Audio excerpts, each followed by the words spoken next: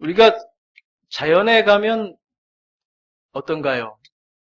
자연에 가면 산이나 강이나 바다나 이런 자연에 가면 마음이 어떻게 되나요? 편해지죠? 네. 왜 그 자연에 가면 마음이 편해질까요?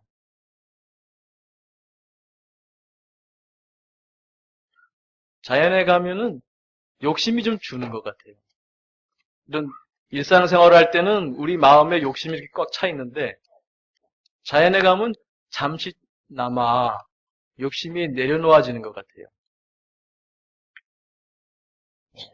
욕심뿐만 아니라 생각도 내려놔져요. 생각. 이런저런 생각. 사실 그 욕심하고 그 생각하고는 서로 붙어 다닙니다. 내가 뭘 욕심낸다고 하는 것은 내가 어떤 그 목표가 있고 목표를 얻으려고 하고 그거를 얻기 위해서 어떻게 해야 된다는 생각도 하고 그것이 안 될 때 어떻게 하면 좋겠다는 생각도 하고 걱정도 하고 이 모든 게 다 생각이죠. 그래서 뭐 욕심이란 말 대신에 중립적인 용어로 하자면 욕구라고 할 수 있는데 또 심리학에서는 또 저중립적인 용어로 동기라는 말을 쓰기도 합니다. 욕구, 생각 이런 게 놓여지기 때문에 편안한 거예요. 그러니까 자연에 자주 가시면 많이 편안해져요. 어찌 보면 그 절에 가지 않아도 편해질 수 있는데 물론 우리나라의 대부분의 절은 산속에 있죠. 그래서 그 절에 가다 보면 자연 속에 가게 되니까 그것만으로도 마음이 편해지는 효과가 있습니다. 근데 자연에 가면은 왜 욕구와 생각이 내려놓아질까요? 그 자연에 가지 않으면 안 될까요? 우리 같이 이렇게 도시 속에 사는 사람들은 그러면 마음의 평화를 가질 수 없는 걸까요? 자연에 가면 마음이 편해지는 이유는요. 자연이 독특한 자극을 우리에게 주기 때문에 그래요. 그 자극은 우리로 하여금 감각에 주의를 주게 만들어요. 감각에. 산에 가면은 산의 녹음, 나무, 그 나무들의 그 모습은 우리가 보는 도시의 이런 빌딩의 모습하고 다르죠? 그 또 녹음, 녹색 그런 것들이 우리의 시각을 끌고 가요. 그 우리의 주의가 시각으로 갑니다. 또 산에서의 내음이 있죠? 산 내음. 뭐 피톤치드가 있어서 우리 몸에 도움을 준다고도 하는데 그런 걸 떠나서 산 내음 그런 냄새 자극이 또 우리의 냄새 자극의 감각에 주의를 주게 합니다. 또 산새 소리 혹은 옆에 시냇물 소리 혹은 바람 소리 그런 소리에 우리가 귀를 기울이게 됩니다. 우리의 감각이 소리 감각으로 주의가 가게 됩니다. 우리의 감각에 살아난다고 할까요? 똑같이 시각, 후각, 또 청각 이런 감각. 또 걷다 보면은 발에서의 촉감이 이런 아스팔트 위를 걸을 때와는 다르죠.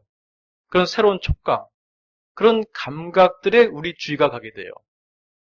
그런 감각에 우리의 주의가 가니까 마음의 욕구와 생각이 들어올 자리가 없어지는 거예요. 우리가 동시에 여러 가지 할 수 없거든요. 그 심리학에서는 뭐라 그러냐면은 우리의 단기 기억 혹은 이제 작업 기억이라고도 하는데 다른 말로 또 의식이라고 할 수도 있어요. 우리 하나의 의식에 담을 수 있는 정보의 양은 7개 더하기 빼기 2개라 그래요. 그러니까 많으면 9개 혹은 5개에서 9개라는 뜻이죠. 또 평균 한 7개 정도의 정보가 들어올 수 있다 그래요. 그 정확한 7개나 6개는 중요하지 않아요. 다시 말해서 우리가 한 번에 담을 수 있는 정보의 양은 많지 않다는 거죠. 여러분의 지금 뭐 40년, 50년, 60년 사시면서 담은 정보의 양이 얼마나 많겠어요. 머릿속 기억이. 그러니까 지금 이 순간에 여러분이 담을 수 있는 기억이 얼마나 되겠어요. 매우 제한되어 있죠. 그 제한된 정보가 서로 어찌 보면 각축을 이룬다고 할 수 있어요. 의식의 무대. 말하자면 여기 무대와 전체 그 공간이 있다고 한다면 전체 공간보다 이 무대는 작잖아요. 전체 이 공간에는 여러 사람이 올 수 있지만 이 무대에는 소수의 사람만 올 수 있죠. 그러니까 의식이라고 하는 소수의 무대를 누가 점유하느냐의 문제라고 할 수 있어요. 우리 마음의 상태는. 그러니까 평소에는 이 의식의 무대를 우리가 평소에 원하는 여러 가지 욕구들이 있잖아요. 젊은 사람 같으면 또 무슨 취직을 한다, 더 좋은 직장을 얻는다, 좋은 남자를 만난다, 좋은 여자를 만난다, 이런 것들. 또 이제 한 3, 40대 주부 같으면은 아이들 어떻게 하면 공부를 잘 시킬까, 컴퓨터 게임을 안 하게 할 수 있을까, 서울대 보낼 수 있을까, 이런 걱정들 하기도 하고, 또 남편이 어떻게 하면은 또 좀 더 가정적이면 좋겠다, 이런 생각도 하고, 이런 여러 가지 일상의 욕구들이 우리의 의식을 채운단 말이죠. 다른 것들이 들어올 수가 없어요. 근데 산에 가면 자연의 감각들이 이 의식의 공간에 들어오는 거예요. 그러면은 우리를 좀 번뇌롭게 하던 그런 욕구나 생각들이 자리를 비킬 수밖에 없어요. 제한되어 있으니까. 조금 어려운 용어로 표현하면요. 그러니까 우리가 이렇게 마음을 쓴다는 것은 심리학에서 말할 때는 주의를 준다라고 얘기해요. 주의. 지금 여러분들께서 저한테 주의를 주지 않으면 제가 무슨 말 하는지 모르죠. 눈은 저를 보고 있지만 마음에서 무슨 뭐 다른 생각하고 있다면 무슨 어저께 남편과 다툰 일이라든지 아침에 아이들이 속삭인 일이라든지 그 생각을 하고 있다면 제 말이 안 들리겠죠. 왜? 주의가 여기로 안 왔으니까. 주의가 딴 데가 있으니까. 근데 주의라고 하는 것은 말이죠. 우리가 주의에 쓸 수 있는 정신적인 에너지, 정신적인 그 자원은 제한되어 있어요. 그래서 그것을 나눠 쓸 수밖에 없거든요. 그러니까 그것을 어떻게 쓰느냐가 어찌 보면은 마음을 다스린다고 할 수 있어요.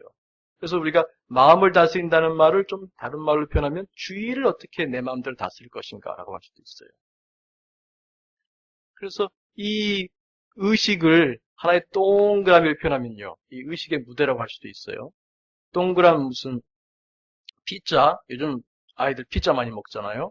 피자라고 생각한다면은 피자에서 어떤 사람이 큰 쪽을 먹게 되면 다른 사람은 적은 쪽을 먹을 수밖에 없어요. 다시 말하면 피자의 전체 크기는 일정해요.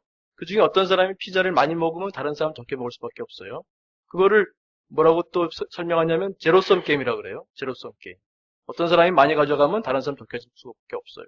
그 의식이라고 하는 제한된 공간에서 어떤 놈이 많이 점유하게 되면 다른 놈은 적게 점유할 수밖에 없어요. 그러면 욕구와 생각으로 평소에 이 의식이라고 하는 피자가 이렇게 전체를 이룬다고 한다면 그 중에 감각에 차지하는 부분은 평소에는 매우 적다는 거예요.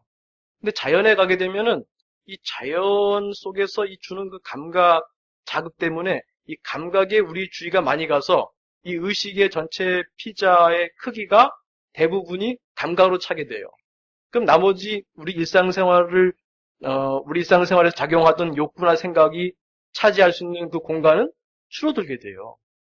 그러니까 우리가 노력하지 않아도 자연에 가면 마음이 편해지는 게 이런 감각은 욕구와 생각하고 관계없잖아요. 우리가 무슨 자연의 바람 소리를 들으면서 그 바람을 갖다가 팔면은 뭐 얼마가 나올까 무슨 그런 걱정 안 하죠. 그런 욕구 안 부리잖아요. 물론 아주 우울하거나 병적인 사람들은 무슨 소리를 듣거나 무슨 걸 보더라도 다 우울하게 생각하겠지만 보통 사람들이란 말이죠. 그래서 그런 감각에 우리가 주의를 줄 때 평소에 우리를 좀 괴롭히는 또 우리의 참 본성을 가릴 수도 있는 그런 그 번뇌에 작용하는 생각이나 욕구를 다스릴 수가 있어요. 내려놓을 수가 있어요. 그래서 자연에 가지 않더라도 감각에 주의를 주면 마음이 편안해집니다. 자연에 가지 않더라도요, 여러분 주변에 꽃이 있다면 잠시 3분 아니면 5분이라도 꽃을 보세요. 직장에 계신 분이 있다면 한 50분 일하고 나머지 한 10분 쉴 때 한 5분이라도 만약에 자기 책상에 꽃이 꽂혀 있다면 꽃을 보세요. 많이 딴 생각하지 마시고요. 꽃을 보면서 뭐 이런저런 생각할 필요 없고 꽃의 모양, 꽃의 모습만 가만히 보는 거예요.